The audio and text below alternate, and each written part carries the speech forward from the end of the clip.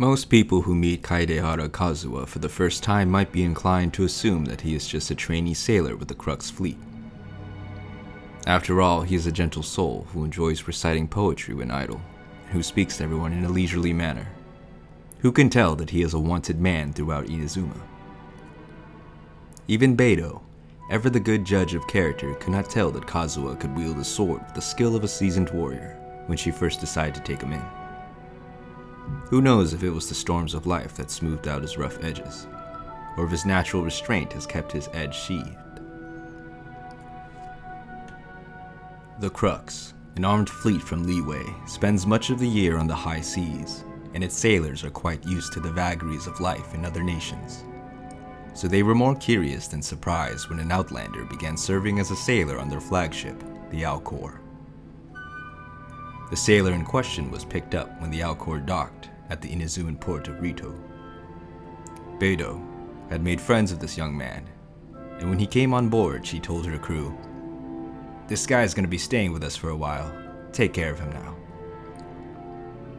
The sailors trusted Beidou's judgment and admired the newcomer for his martial prowess, not to mention his ability to predict the weather.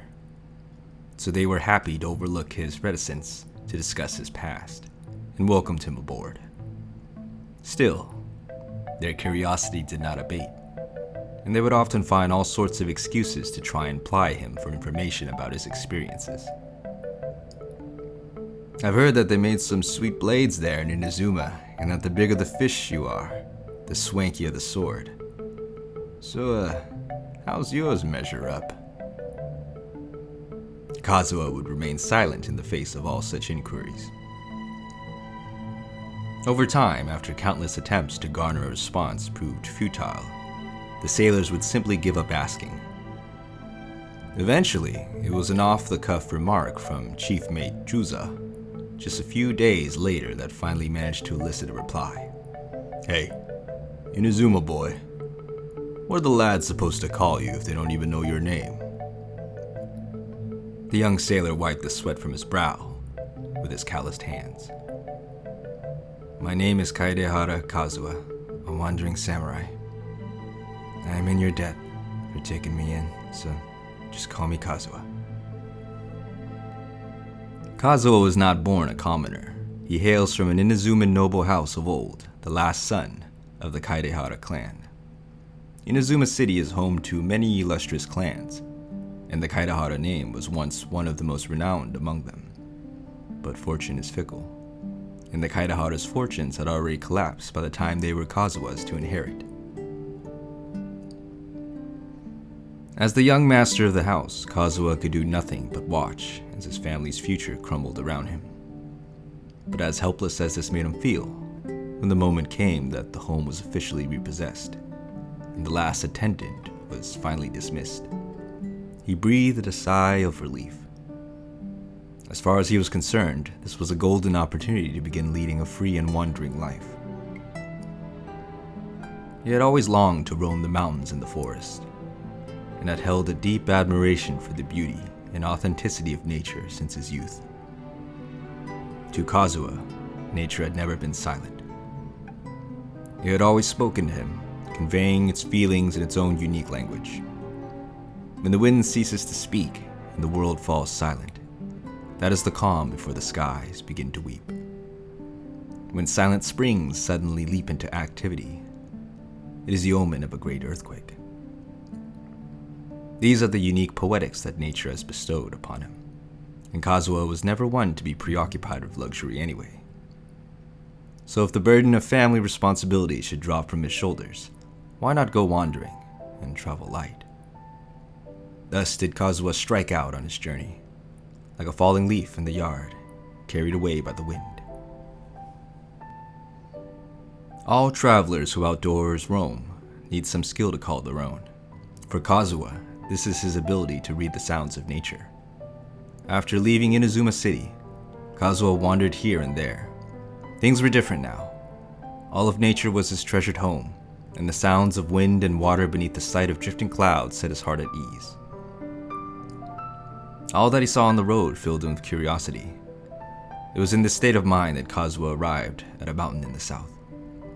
It was early summer, and the frequent and heavy rainfall had turned the mountain roads to mud. Seeing that night was soon to fall, Kazuha decided to find somewhere to shelter from the rain. No sooner had he had this thought than he turned around to see a small straw hut at the far end of the road. The traveling merchant with whom he was traveling at the time whooped for joy at the sight of the hut. "Kazuha, look! We'll have a roof over our heads tonight." But Kazuha did not speak. He paused and listened intently for a long while before he finally replied, "If you were to ask my opinion, it may be best to stay away." But the merchant did not wish to remain in the rain. He left Kazuha and made his way to the house. Upon knocking at the door, the traveling merchant was met by a lovely woman who offered him shelter, tea, food, and even bedding for the night.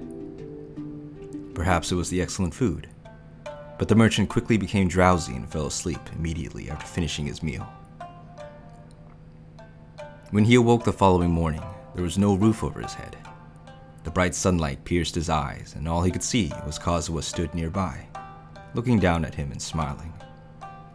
Before the merchant could speak, he vomited a great pile of leaves and mud.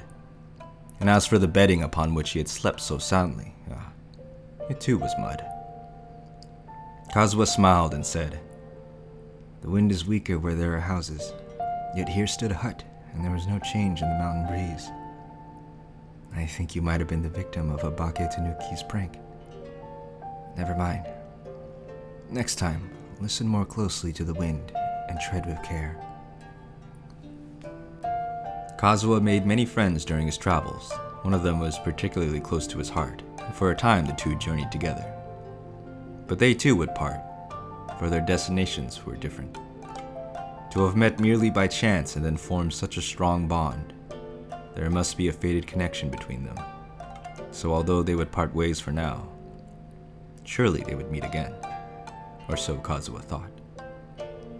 But something happened soon thereafter that would shatter his calm disposition. The almighty Shogun promulgated the Vision Hunt Decree and swore to retrieve all visions. All who wielded them, including Kazuha, were stricken with panic, concealing their identities and going into hiding. It was then that Kazuha received shocking news. Someone had dared to call for a duel before the throne, and that someone was none other than Kazuha's dear friend. The defeated party in a duel before the throne would face punishment at the hand of the Shogun herself. His friend was prepared to risk all to come before the throne, partly for the chance to fight against a strong foe, but also to demonstrate the meaning of courage to all. And yet, to call for this challenge now, of all times. Kazuha feared that his punishment, should he fail, would be absolute. The almighty Shogun would unleash her lightning upon him in its full fury, and it would surely take his life. Even the normally calm Kazuha could not restrain himself. He drew his sword and stormed into Tenshukaku like a whirlwind. But alas, he arrived too late.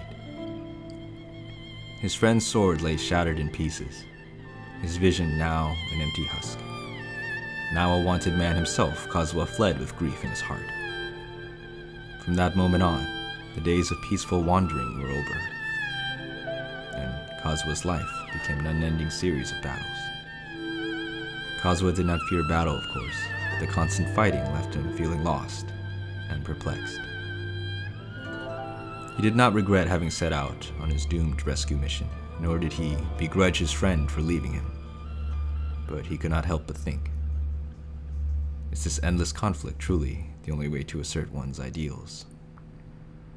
The Crux fleet became Kazuha's new home, and he drifted on the ocean wherever it took him. Trouble still found him from time to time, but no issue was insurmountable with the support of the Crux crew. From his vantage point on the Alcor's crow's nest, gazing out at the azure sea and sky, he finally had the space to think over the tumultuous events of his past and what it all meant to him. Every samurai wishes to live their life with passion and to claim the greatest reputation possible using the sword in their hands. But there will always be those whose base desires lead them astray from the path of justice and virtue. and whose blades leave an endless trail of enmity in their wake. Surely the heavens did not give us fleshly forms, and the gods did not watch over our lives also that we might take up arms against one another.